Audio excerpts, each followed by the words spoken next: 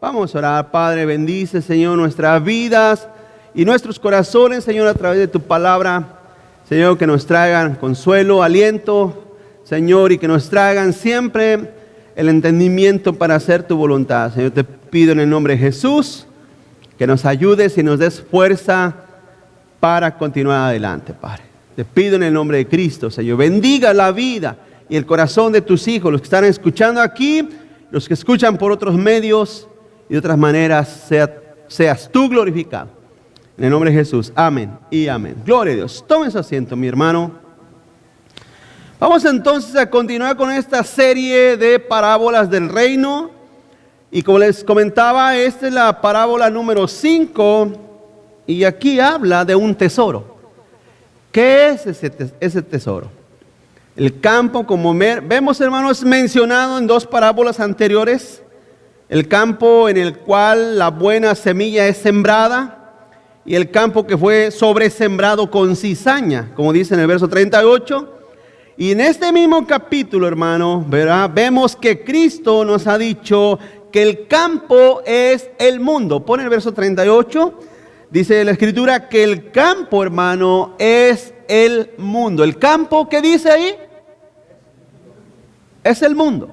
Así es que yo quiero que vaya entendiendo estas parábolas que Cristo va dando, que está hablando está hablando el Señor de algo, ¿verdad? Que tiene que ver con la historia, con el proceso del cristianismo y del reino de Dios sobre la tierra. Entonces, ¿por qué suponer que el campo pudiera significar algo completamente diferente? Estoy en la introducción.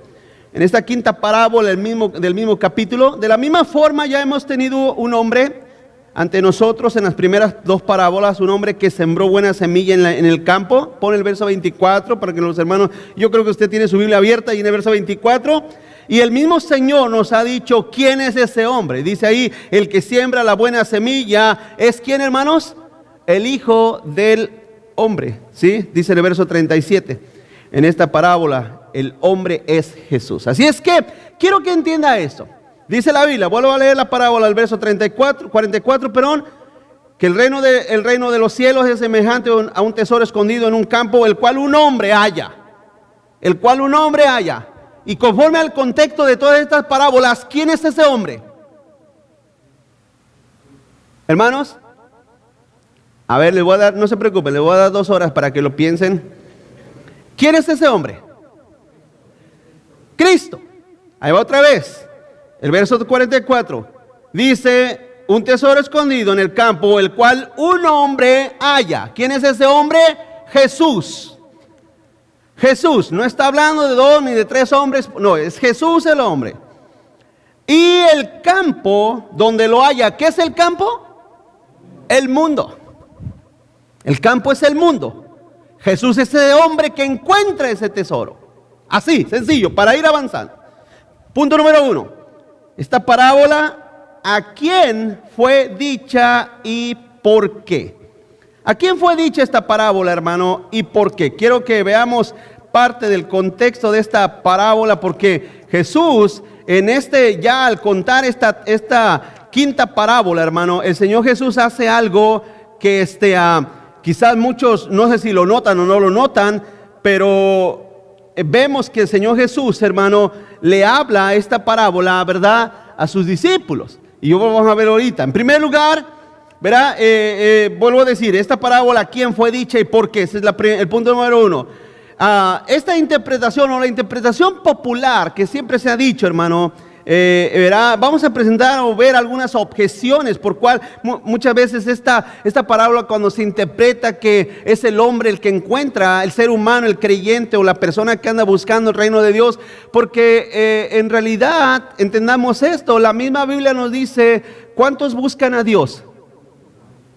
Nadie busca a Dios. Entonces decir que el ser humano va a buscar un tesoro va en contra de la Escritura, porque la Biblia dice que nadie busca a Dios, ¿verdad? Entonces hay objeciones que enseña esto. En primer lugar, si Jesús hubiera querido predicar y enseñar el Evangelio, lo hubiera hecho a la multitud en lugar de solamente a ellos, hermanos, o sea, a los discípulos, ¿sí?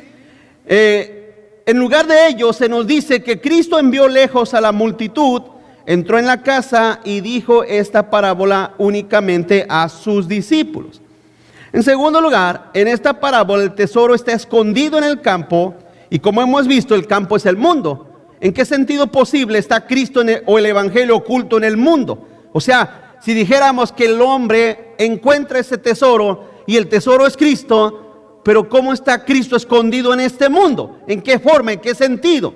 Sí, así es que, ¿en qué sentido posible está Cristo en este mundo? No tiene sentido eso.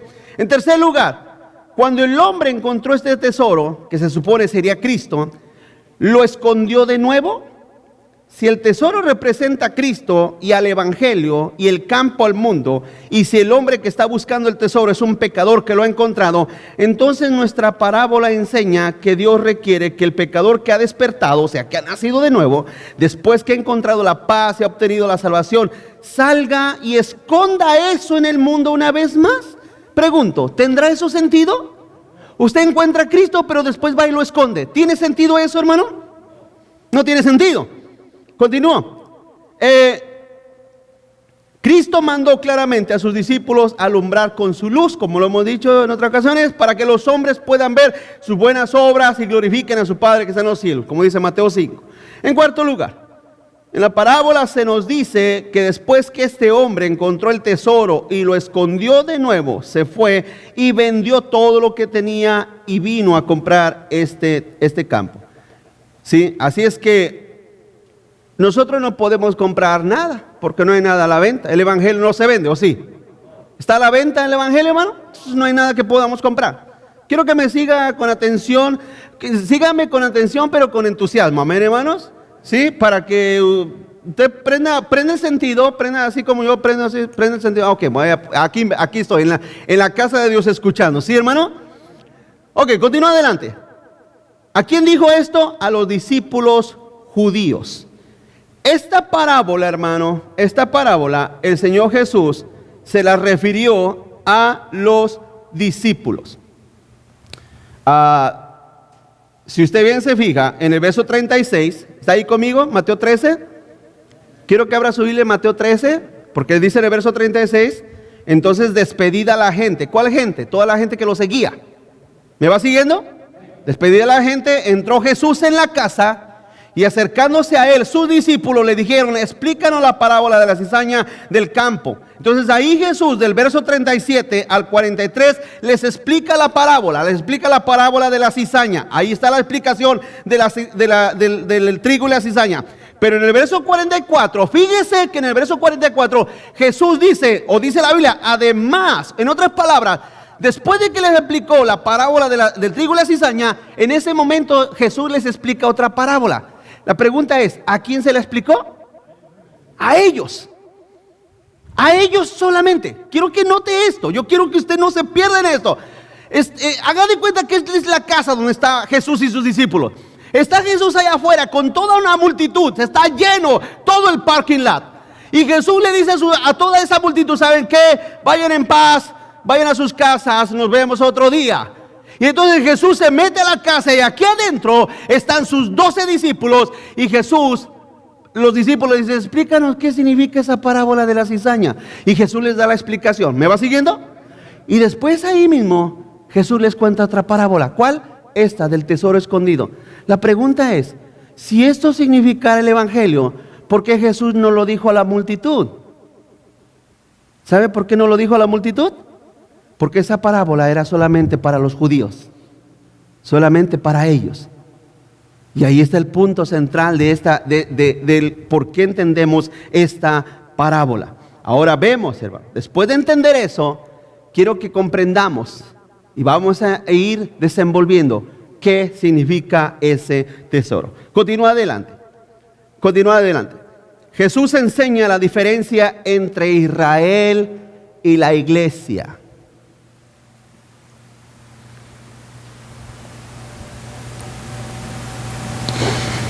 La Biblia nos enseña claramente que hay dos pueblos. Uno los judíos y otro la iglesia. Amén, hermanos.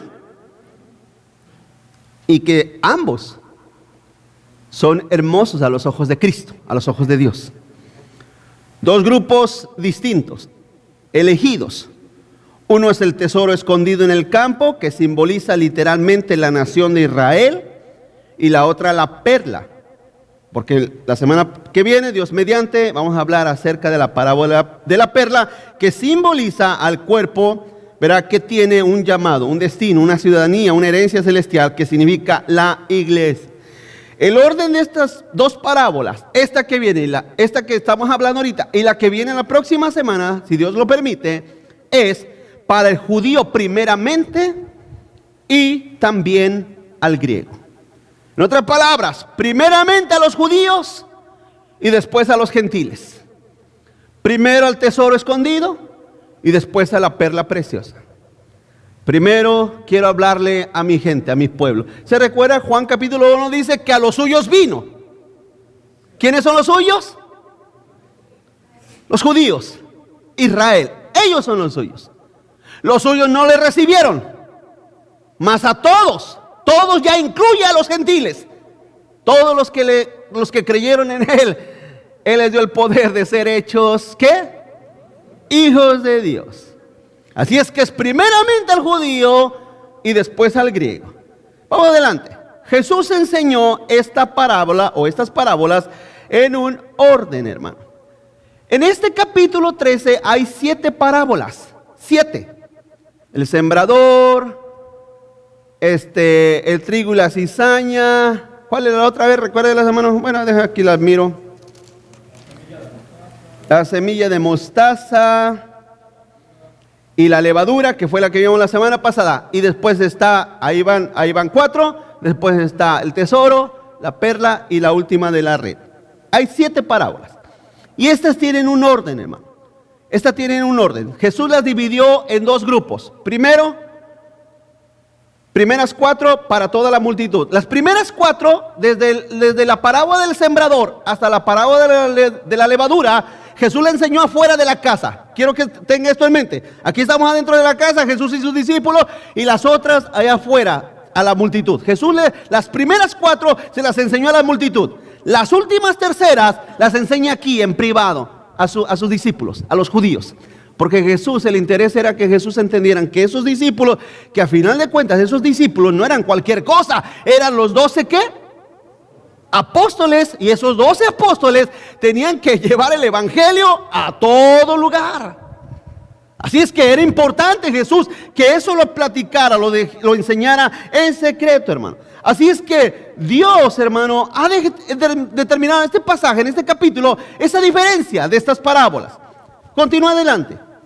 Jesús habló parábolas en secreto solo para Israel y también para la iglesia.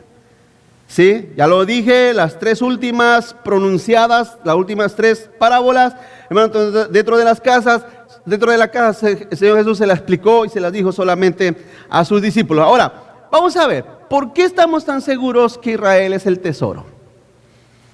Porque, vuelvo a decir, si alguna vez usted ha oído un estudio o alguna enseñanza de este pasaje, hay otra posición, otra perspectiva que dice que esta parábola se refiere a que es el hombre que encuentra un tesoro. Y entonces, encontrando ese tesoro, va y vende todo, diciendo que deja toda la vida pasada y después va y compra este tesoro. Pero como ya lo expliqué ahorita al principio, eso no tiene sentido, porque la Biblia determina y dice claramente en Romanos 3 que bueno no hay ninguno, no hay quien busque a Dios, no hay quien haga lo bueno. Por lo tanto, el ser humano no busca a Dios, es Dios buscando al ser humano, porque nosotros estamos muertos en delitos y pecados. Y un muerto no busca comida, ¿o sí? Los que buscan comida, ¿quiénes son? Los vivos, ¿no, hermanos? Un muerto usted lo puede dejar ahí en el sol a 120 grados y el muerto no dice nada. Pero a ver que lo dejen a usted o a mí allá afuera, ahí tendido en el pavimento a 120 grados, verá si no decimos algo. ¿Por qué? Porque estamos vivos. Los únicos que buscan a Dios son los que están vivos. ¿Sabe por qué usted está aquí en la casa de Dios? Porque usted está vivo. Dios le ha dado vida nueva, vida eterna. Usted ahora tiene el poder de buscar a Dios. Pero antes, cuando nosotros estábamos muertos en delitos y pecados, no podíamos buscar a Dios. Así es que decir que el ser humano viene a buscar un tesoro y lo encuentra, no tiene ningún sentido, porque el ser humano está muerto en delitos y pecados. Ahora, vemos que Israel es el tesoro escondido. Israel es el tesoro escondido. Dice en el verso 44, además el reino de los cielos es semejante a un tesoro escondido en un campo. Eso está tremendo, hermano. Está tremendo. Continúa. Punto número 1, Dios lo llama así. Dios lo llama así. Éxodo 19:5. No pierda Mateo 13, póngale ahí un marcador, Mateo 13, pero vamos a ver algunas porciones bíblicas. Éxodo 19:5 dice, ahora pues, si dieres oído a mi voz y guardares mi pacto, vosotros serán mi especial, ¿qué? Tesoro sobre todos los pueblos, porque mía es toda la tierra. Ahí vemos el primer pasaje donde Dios le llama a su pueblo Israel, ¿cómo le llama? Tesoro. También en Deuteronomio 14:2, Dios separa a ese pueblo de entre todos. Deuteronomio 14:2 dice, porque eres pueblo santo Jehová, tu Dios, y Jehová te ha escogido para que le seas un pueblo único de entre todos los pueblos que están sobre la tierra. Vemos que el Señor apartó ese tesoro, que era su tesoro preciado. Es un pueblo apartado. ¿De quién está hablando? De los judíos, de Israel. Tercero, en un principio solo Israel fue su posesión. Salmo 135, verso 4, dice, porque Jehová ha escogido a Jacob para sí, a Israel para posesión suya. Ese es el tesoro. Israel siempre fue el tesoro de Dios. Por eso hay algo que a veces la gente no entiende. ¿Por qué los judíos siendo tan rebeldes hasta la fecha? ¿Por qué los judíos viendo la historia, que fueron un pueblo rebelde, un pueblo contumaz, un pueblo duro de corazón, un pueblo que traicionó a Dios y yendo a adorar a otros dioses? ¿Por qué Dios no lo desechó?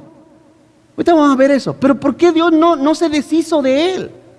Hermanos, porque ¿cuántos dan gracias a Dios aquí de que Dios es grande en misericordia? Dios es grande en misericordia. Si Dios fuera como nosotros, hagamos de cuenta que usted tuviera ese poder. Yo le aseguro que nosotros actuaríamos total y absolutamente parcial, ¿sí o no? Al que me cae bien, lo voy a amar. Pero al que me cae mal, ¿dónde está mi varita mágica? Órale, vámonos de aquí. Porque esa es nuestra humanidad. Ese es nuestro sentir como humanos. Pero Dios no actúa así. Dios, conforme a la grandeza de su amor, de su bondad, de su misericordia, conforme a la enormidad o a lo enorme de su compasión, Él escogió a Israel. Porque ¿se recuerdan que lo escogió? Lo escogió. Fue su pueblo escogido, elegido, posesión suya, pero también fue su tesoro. Continúa adelante. La Biblia a la iglesia jamás le llama tesoro, hermanos. Jamás le llama a la iglesia tesoro. Y vamos a verlo entre esta semana y la próxima, Dios mediante. Jamás lo llama tesoro. La Biblia solamente determina tesoro al pueblo judío, hermanos. ¿Sí? La Biblia no lo determina para la iglesia. Continúa adelante. El tesoro en el Antiguo Testamento comienza con Israel escondido en el campo. Quiero que usted eche memoria. Si usted no ha leído cómo inició la tierra del pueblo judío, pero algunos o la mayoría de ustedes que han leído gran parte del Antiguo Testamento, quiero que echemos memoria. Cómo Dios llamó y formó a su nación, a su pueblo. ¿Cómo? ¿Desde dónde? ¿Se recuerdan, hermano, de Abraham? ¿Qué era Abraham? Abraham era un gentil. Abraham era un pagano. Abraham pertenecía a los caldeos.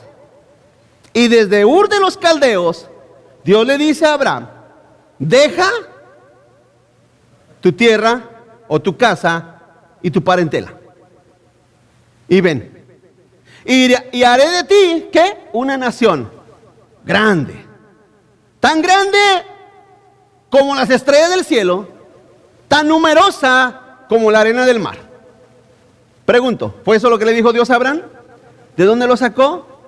Del mundo, de la tierra. De ahí, de entre todos donde no había nada, Dios formó a su nación, a su pueblo, a la gente que él amó.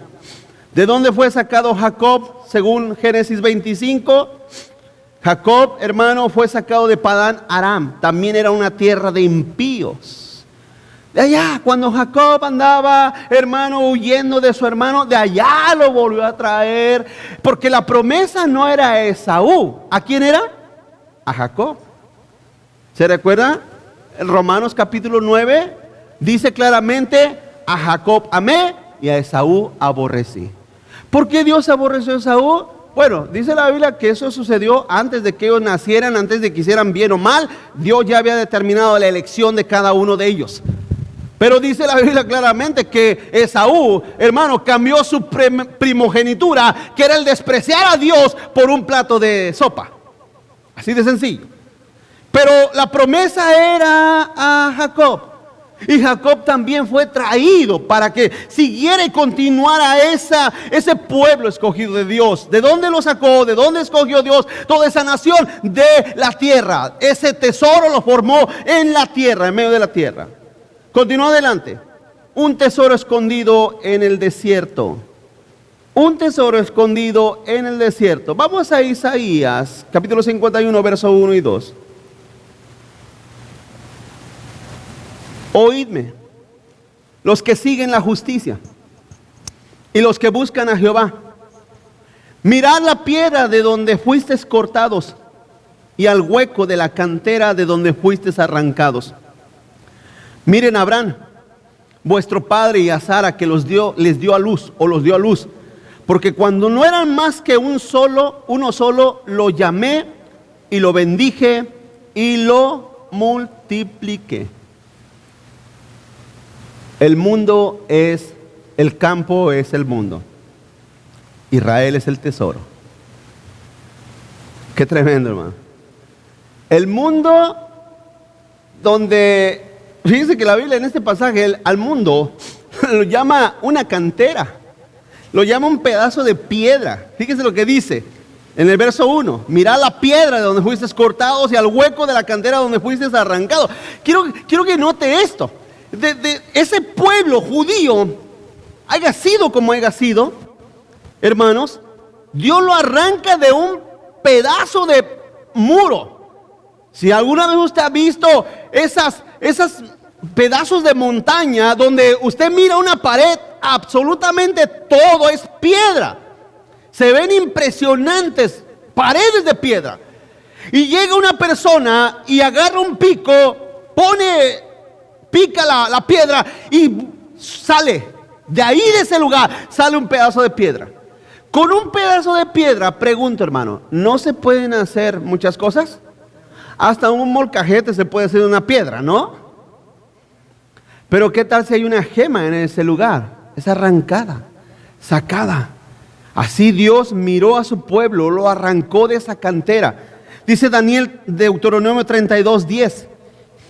Dice, Deuteronomio 32 dice: porque la porción de Jehová es su pueblo. Jacob, la heredad que le tocó, le halló, lo encontró. ¿En dónde? En tierra de desierto y en yermo, o sea, el desierto de horrible soledad. Ahí encontró Dios a Israel. De ahí lo escogió Dios. Pero quiero que entiendan que nosotros también, no voy a pensar que nosotros nos encontró el Señor en una perfumería. No, nos encontró entre lo vil de este mundo. Pero estoy hablando aquí del pueblo judío, hermanos.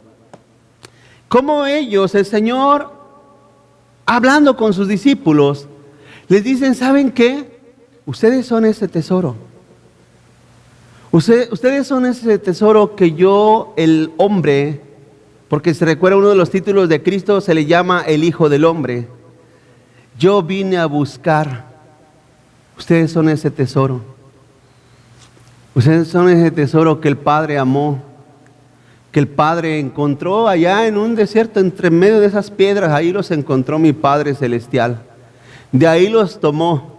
De Abraham, un caldeo que estaba allá entre una nación pagana, que Abraham fue tomado, fíjese, Abraham fue tomado y la nación entera fue desechada. Porque no hay nada de historia de los de los caldeos, no hay historia de ellos. Solamente que fueron pueblos paganos, pueblos que pelearon contra Israel y fueron destruidos. Fueron naciones que quedaron en la historia desbaratados, sin futuro. Mas sin en cambio de esa nación, haga de cuenta que usted como mexicano, no sé, haga de cuenta que usted de todo México va y te toma a ti y desecha a todo México. Porque vives en este país, Estados Unidos, Dios te toma a ti, uno solo, te toma a ti, te dice, ¿sabes qué?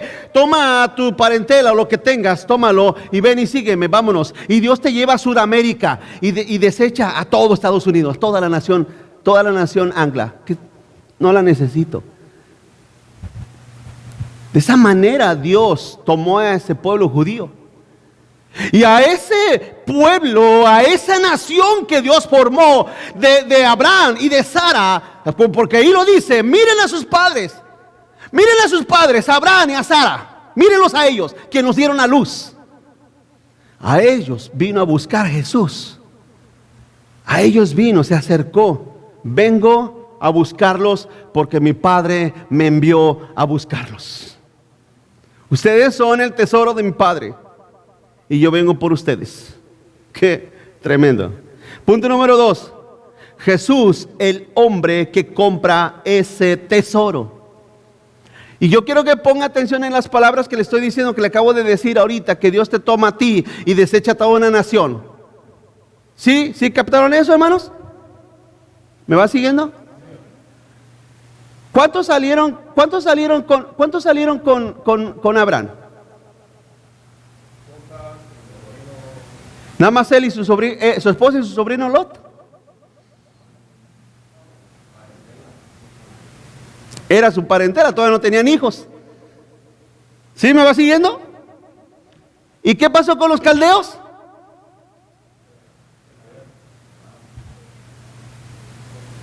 Simplemente Dios no los ocupó.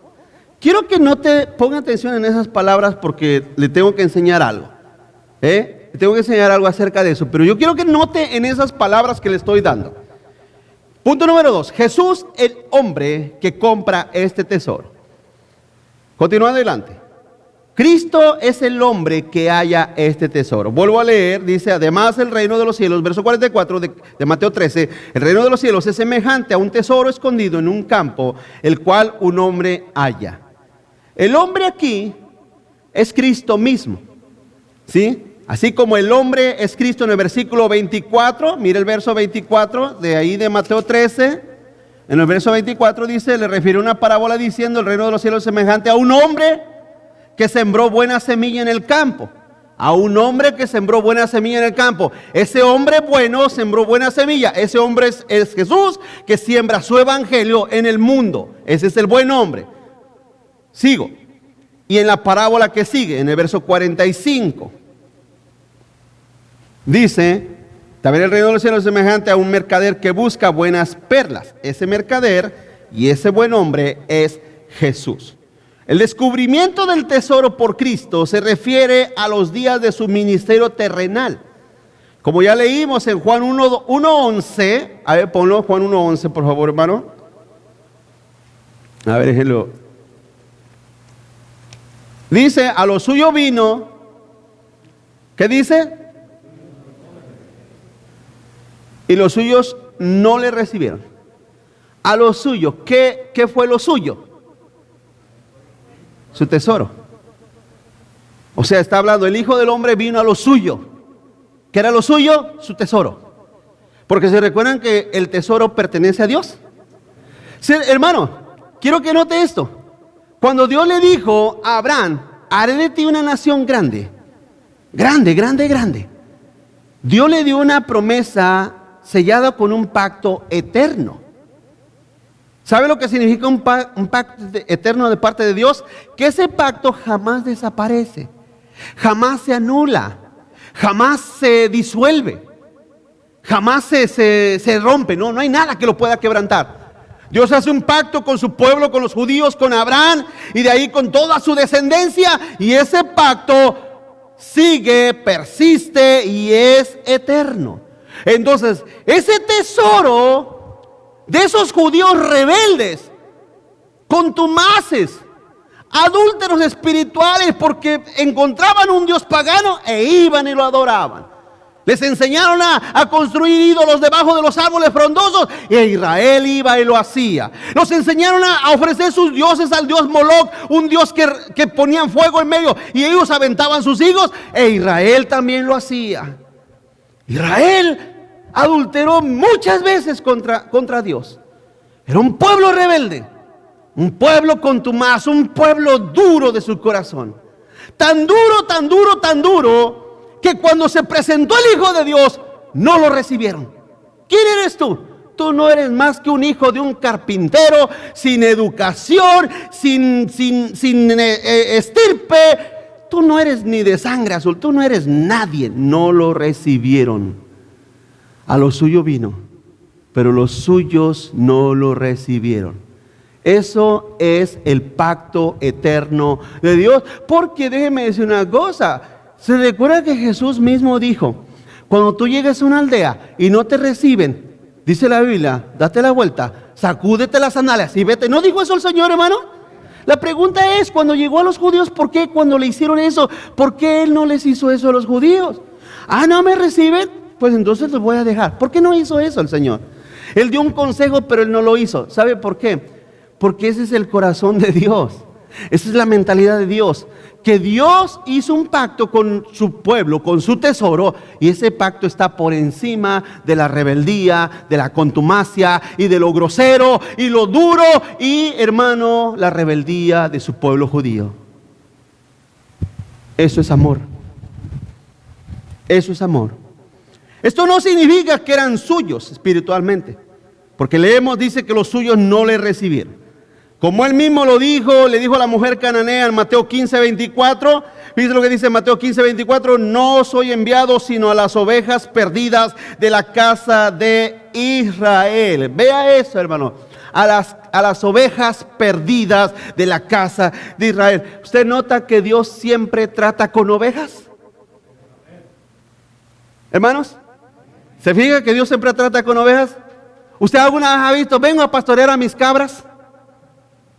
¿Ha leído eso? Mis cabras oyen mi voz y me siguen. ¿Ha oído eso? Yo di mi vida por mis cabras. ¿Ha oído eso?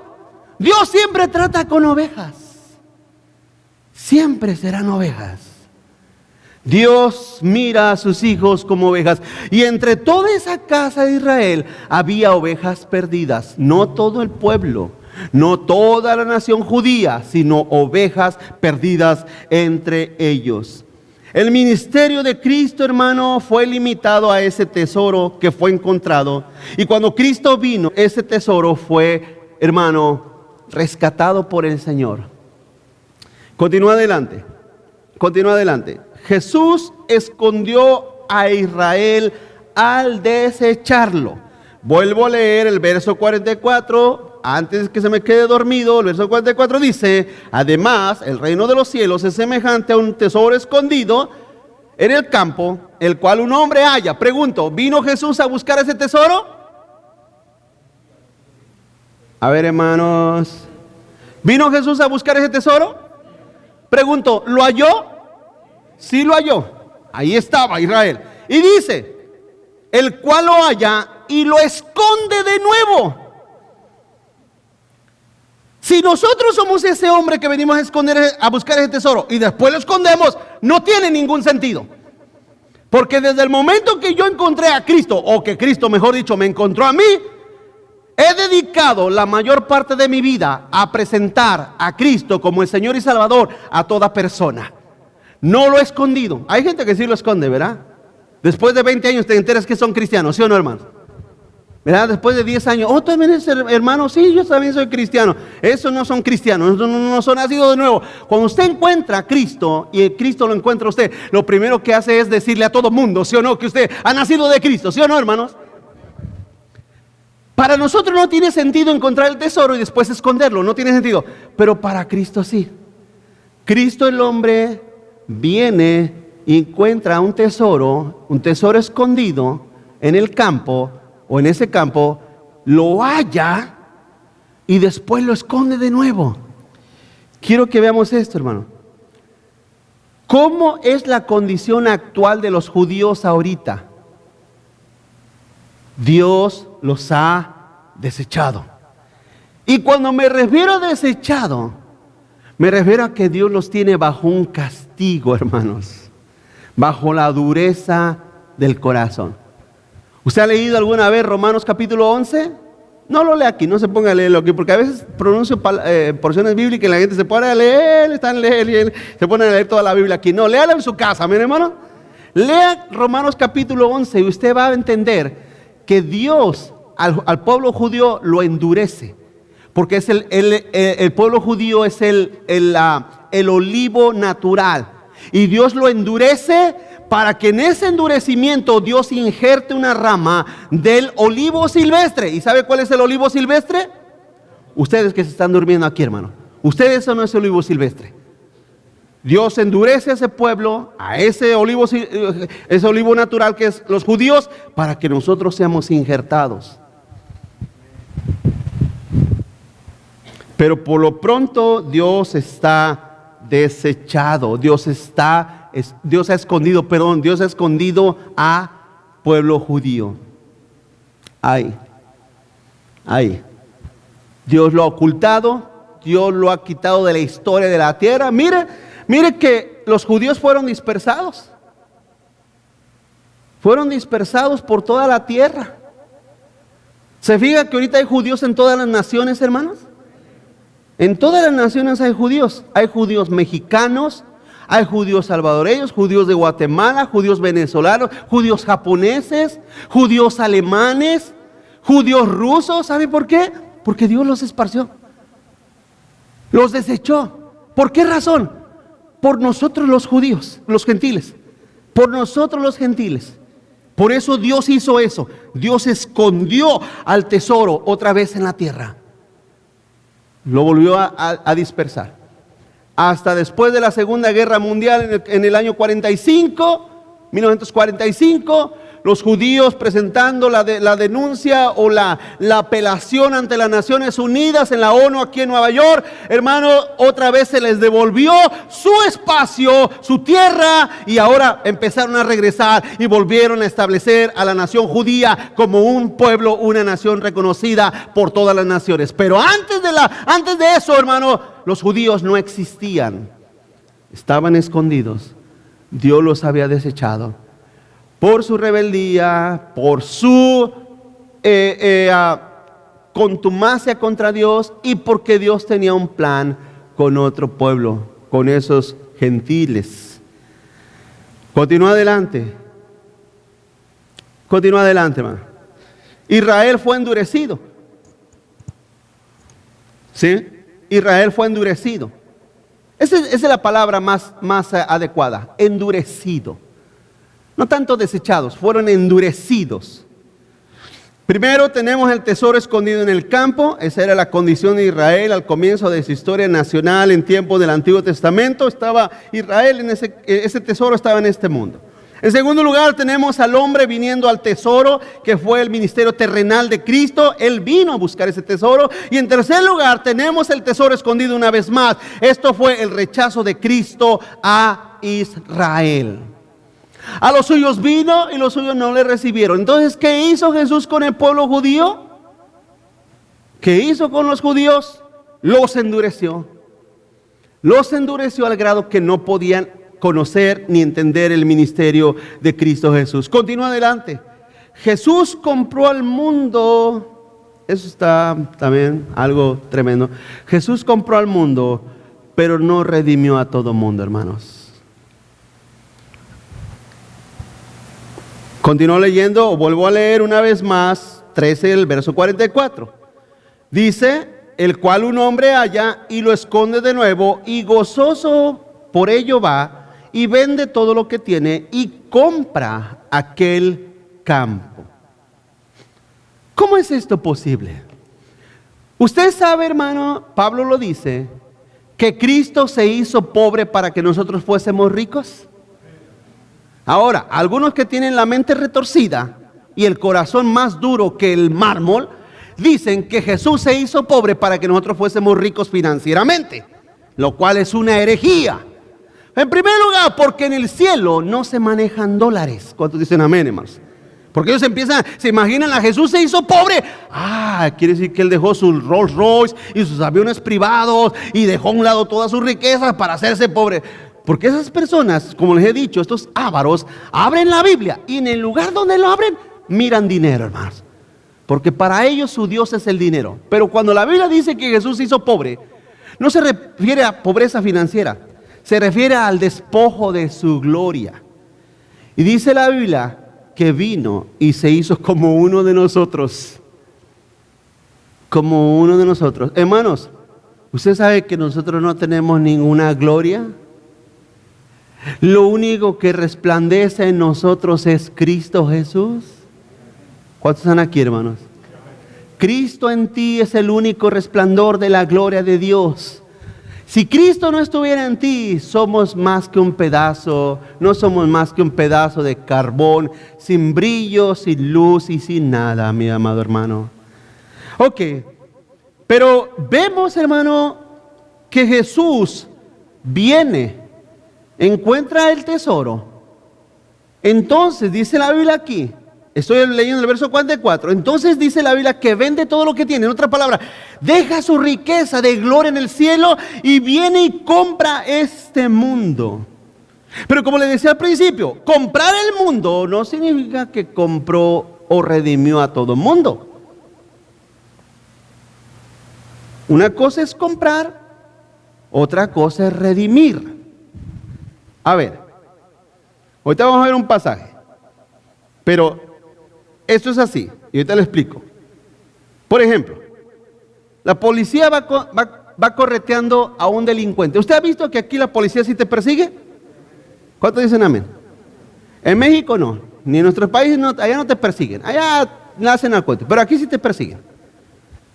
Te persiguen los policías porque acabas de asaltar el banco. Eres un delincuente y te va persiguiendo. De repente la persona delincuente choca contra algo, se voltea el auto, escúchame, y empieza a agarrar fuego. Entonces los policías que tienen un alto nivel de civismo corren hacia el auto que se está encendiendo, abren las puertas y sacan al delincuente o a los delincuentes, ¿sí o no? ¿Me va siguiendo? Lo sacan. Pero después que lo sacan, le dicen, ¿sabes qué? Te libramos de morir ahí rostizado, ya vete a tu casa. ¿Le dicen eso? No. Te rescatan del fuego, pero sigues siendo un criminal. Sigues siendo un criminal. Yo a veces me pongo a pensar, en esto que estoy diciendo, me pongo a pensar, ¿cuánta gente no es traída a las iglesias o no van a las iglesias sin ser salvos nunca, hermanos? Hay gente que puede decir, ¿sabe qué pasó? Yo dejé la idolatría, antes yo era idólatra, pero ya no soy idólatra. Quizás eres rescatado de esa idolatría, pero quizás nunca has sido salvo porque no tienes una fe genuina en Cristo Jesús. Jesús es el dueño del cielo y la tierra, ¿sí o no, hermano? Dice la Biblia claramente que de Dios es la tierra y su...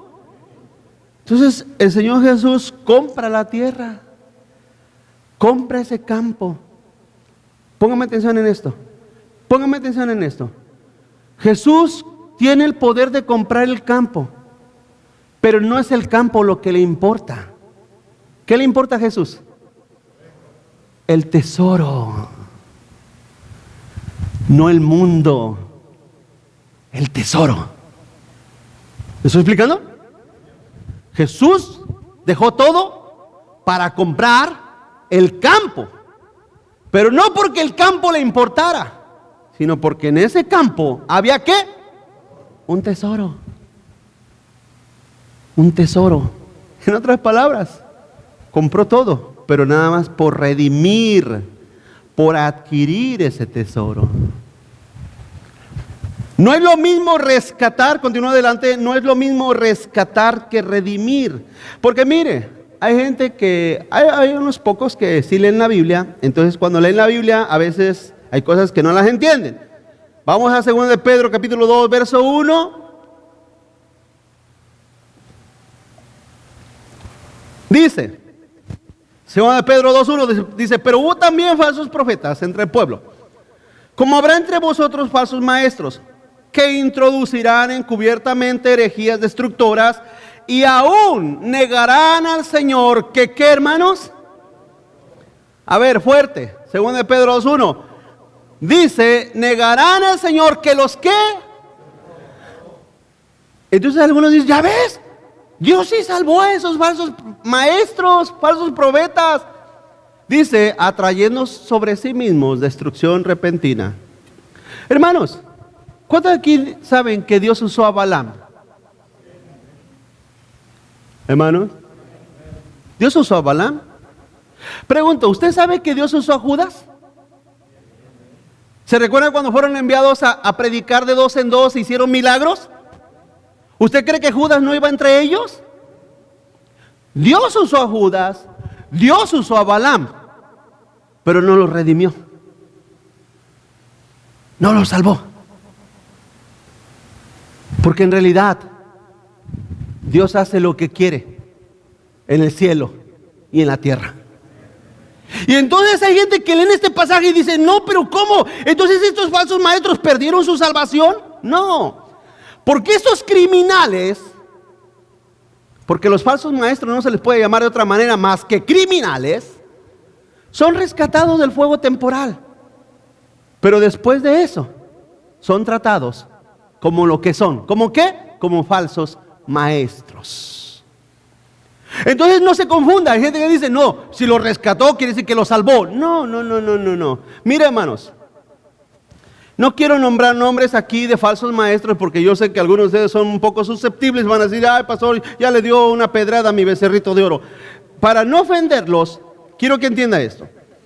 Hay falsos maestros hoy en día en la tierra que predican herejías que parece que el diablo está hablando a través de ellos. Pero esas personas, hermanos, de una manera u otra, están haciendo algo sobre la tierra.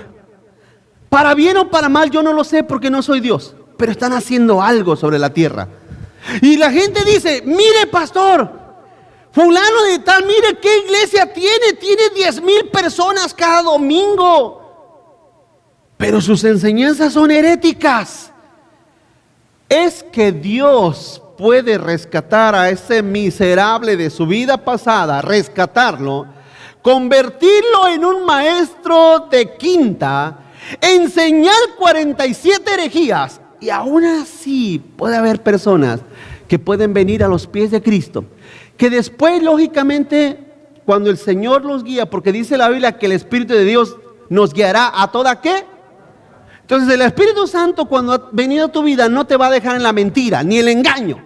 El Espíritu de Dios te va a llevar a la palabra y va a llegar un momento que tú vas a abrir la Biblia y vas a decir, oye, espérate, aquí dice esto. Entonces, ¿por qué mi apóstol, mi profeta o mi pastor enseñan eso? ¿Por qué? Si aquí dice otra cosa. El Espíritu de Dios te guiará a su verdad. Y entonces cuando conozcas la verdad, serás absolutamente ¿qué? Libre. Pero comenzó la vida en ti. Pero de ahí fuiste llevado. ¿Usó Dios a un falso maestro? No importa. Porque de Dios es la tierra y su plenitud. Y Dios usó a Judas, y Dios usó a Balaam, y Dios puede usar a quien sea. A quien sea. Eso no hay ningún problema. Quiero que entienda lo que le decía hace un momento. Dios tomó a Abraham de Ur de los Caldeos. ¿Y qué pasó con los caldeos? Nada. Simplemente fueron. Es como cuando usted compra un Big Mac. ¿No los conoce? Digo, por si no los conoce, son unas hamburguesas que vienen con un papel amarillo. Usted compra el Big Mac, double cheese, double meat, no tanto. Compra el Big Mac, lo desenvuelve, agarra la hamburguesa, la tira y se come el papel. ¿Hace eso? No, ¿verdad? Se come la hamburguesa. ¿Qué hace con el papel? Porque lo que le importa es lo de adentro. Escúcheme, hermano. Escúcheme. ¿Usted cree que Dios tendrá problemas en desechar al mundo? No. Porque vemos en esta parábola que Jesús vino a buscar específicamente no al mundo, sino al tesoro. Jesús se hizo pobre para venir a buscar a ese tesoro, no al mundo. Ahora, ¿tiene que comprar al mundo? Sí, tiene que comprar al mundo. Dios ha rescatado al mundo. ¿De qué lo ha rescatado? De que no se destruya rapidísimo. Porque si no fuera por la iglesia, si no fuera por el evangelio, si no fuera porque todavía hay mucha gente escogida para la vida eterna que necesitan llegar a los pies de Cristo, hermano, si Dios quitara su espíritu de la tierra y quitara a todos los cristianos de la tierra, ¿cómo sería el caos de la tierra, hermanos? Ya se hubieran destruido en una manera muy veloz. Por último, Adán perdió el dominio del mundo. Jesús lo compró, hermanos. En realidad no es que Jesús compró el mundo para sí, más bien compró el dominio sobre la tierra. Compró y vino a establecer un reino, su reino a través del evangelio. Ese reino que vive y reina, no solamente dentro del corazón, porque debes una cosa, decía que los judíos fueron desechados, endurecidos, pero aún así hay muchos judíos que ya se han convertido a Cristo, hermano. Muchos judíos que han creído en Cristo Jesús. Gloria a Dios por eso. Pero en sí, Dios domina en su reino a través de su iglesia. Cada uno de los que han creído en Cristo Jesús son parte del reino de Dios. Ahora, ¿quién es nuestro Señor, hermano? ¿La Virgen del Chorrito? ¿Quién es quien controla nuestra vida? Hermanos, si creyeres en tu corazón que Jesús es el ¿qué? El Señor, y lo confesares con tu boca, serás salvo. Cuando usted cree en el Señor Jesús o cree en Cristo como su Señor, el reino de Cristo, su dominio está sobre su vida. Ese es el reino de Cristo sobre la tierra a través de cada uno de los que han creído en Cristo Jesús, no sobre la tierra en general. Porque hay reinos que pertenecen al mundo y pertenecen, por ejemplo, nuestro México no dice Cristo el Señor de México, no dice así. El eslogan no dice así. El eslogan de México dice la Virgen Morena, Señora de México, ¿no dice así? Entonces, esa maldición ha caído sobre ellos. Ahí están. Pasa usted Tijuana y haga de cuenta que usted llega a otro mundo, a otro planeta. Pasa Tijuana, pasa Mexicali, pasa Nogales, pasa Ciudad Juárez, pasa Tamaulipas, pasa Veracruz, hermano, y usted haga de cuenta que llega a otro mundo. No solamente la pobreza, la delincuencia, el asesinato, el robo, pero eso sí, la idolatría en cada esquina. Un altar a la Virgencita, otro altar a la Virgencita, otro altar a la Virgencita. Y los más espirituales, un altar a la Santa Muerte, otro altar a la Santa Muerte, porque van de mal en peor. Esa es la maldición, hermano, de la idolatría. Pero déjame decir una cosa. ¿Hay cristianos mexicanos? El reino de Cristo reina sobre los corazones de esas personas. Ese es el dominio de Cristo. Ese es el reino de Cristo sobre la tierra, dominando y siendo Señor sobre el corazón de cada persona. Los demás, mira, quizás de toda tu familia, quizás Dios te ha elegido solamente a ti y toda tu familia desechada, porque tú fuiste el llamado a la vida eterna desde antes de la fundación del mundo. Te estoy ilustrando esto porque es así como actuó el Señor en esta parábola. Él nos ha rescatado, pero también nos ha redimido, hermanos. Ya lo leímos en 1 de Pedro 2:1, dice ahí, fíjese lo que dice ahí. Aún, dice, hubo falsos profetas, falsos maestros, cámbialo lo que dice, introducirán herejías o encubiertamente herejías. Dice, destructoras, que aún negarán al Señor que los rescató. Quiero que note esa palabra, dice rescató. Si hubiera dicho los redimió, redimir es otra palabra. Dice los rescató. ¿Para qué te rescató el Señor? Para usarte. ¿Para usarme de qué? Para usarte de falso profeta, ¿cómo la ves? Para usarte como otro Judas, para usarte como otro Balaam. Eso no hay problema. No hay ningún problema. Debe ser una pregunta. ¿Usted cree que Dios no usa al diablo?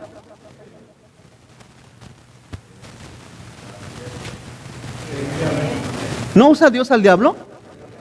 ¿No lo usó para hostigar a Pablo? ¿No usó a Pedro mismo para tratar de evitar que Cristo fuera a la cruz? ¿No Dios usa al diablo? Así es que si Dios usa al diablo, ¿cuánto más seres humanos, hermano? Para sus propósitos. Porque a Dios lo que le importa y lo que le interesa es el tesoro. Y ya la próxima semana veremos qué otra cosa a Dios le interesa. Y eso es glorioso. Vamos a orar, hermanos. Vamos a orar. Incline su rostro. Hermano, lo invito a que se ponga de pie, hermano. Póngase de pie conmigo.